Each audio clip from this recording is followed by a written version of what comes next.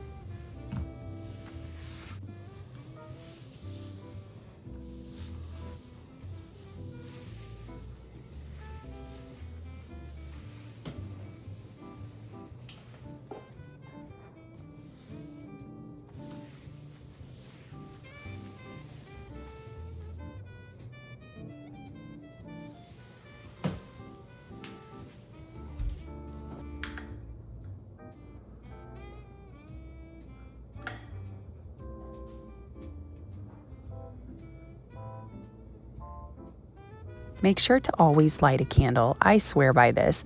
I look forward to lighting my candle after I get done cleaning the kitchen if I haven't already done it before. Sometimes I'll light the candle and that's the first thing I do before I start cleaning the kitchen. It's just the motivation I need to get going sometimes.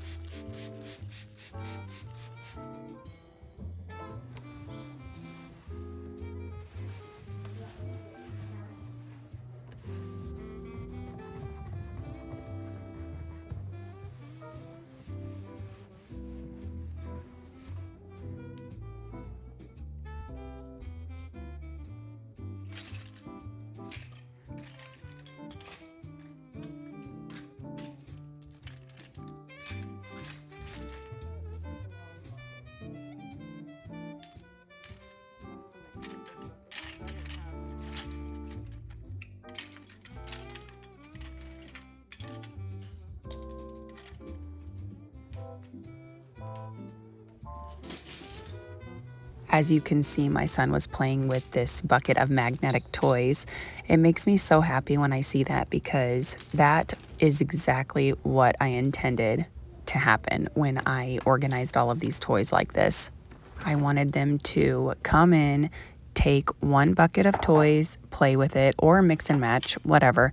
But then after they're done, put it back in that same bucket so that everything stays organized and it's just easier to play with. We have not mastered the picking up part yet, but that will come.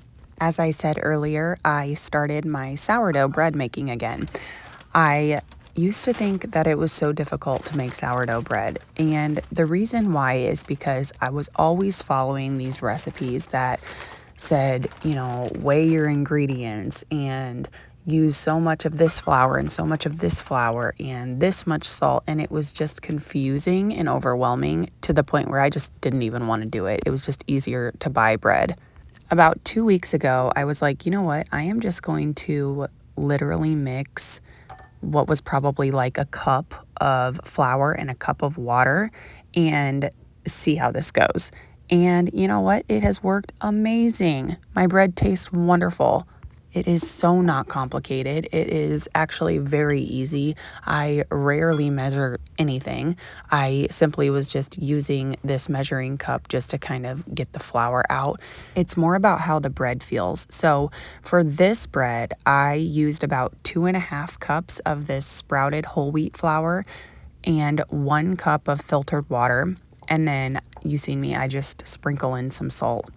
I don't measure my starter when I pour it in the bread, but I would probably say it's about a cup. If my dough feels like it needs some more flour, I'll put more flour in. If it needs more water, I'll put more water. Before I mix the dough, I'll wet my hands, and this just helps the dough from sticking to your hands while you hand mix it. I don't have a set amount of hours that I let the dough ferment. In this case, I mixed the dough up at around 2 p.m. and then I baked it probably around 6 after dinner. The whole time the dough was sitting out on the counter with just a flour cloth on top. When it's time to bake your bread, I put it at 450 degrees for 40 minutes. I went ahead and just set the timer for 40 minutes and then came back at about 30 minutes and checked it and then removed the lid. So I put my bread in my Dutch oven, put your lid on, and then bake it for about 30 minutes. Remove the lid for the last 10 minutes. So obviously you could set the timer for 30, come back and remove the lid and then put another 10 minutes on there. I was out of parchment paper, so instead I just used a little bit of cornmeal on the bottom so that it did not stick. When I do have parchment paper, I will put a couple ice cubes underneath the parchment paper, and this just helps keep the dough softer on the bottom so that it's not so rock hard. But if you like super crunchy crust on the bottom, then you might not even mind it at all. Now let's get started on making this delicious dinner. My husband is a very good cook. He always has been since we've been together. He's always made most of our dinners. He truly enjoys it. And it's also a way that we bond and can chat and hang out as parents of 4 kids.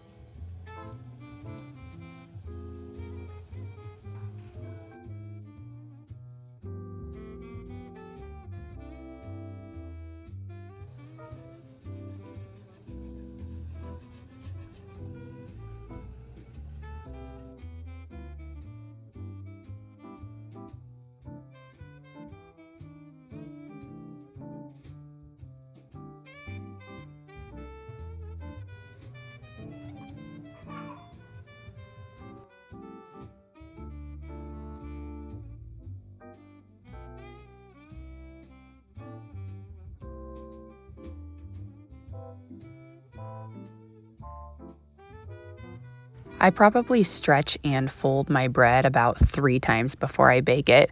I don't check the time and the clock to make sure that I'm coming back every 15 minutes or whatever all the other recipes that I had read in the past say to do. I just do it whenever I think of it.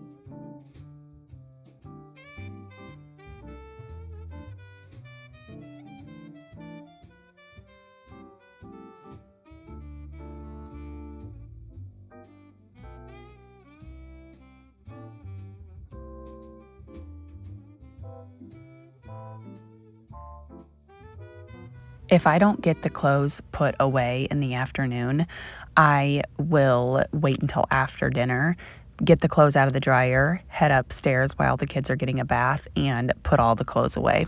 When I went to go put away these towels, I noticed that this was really dirty.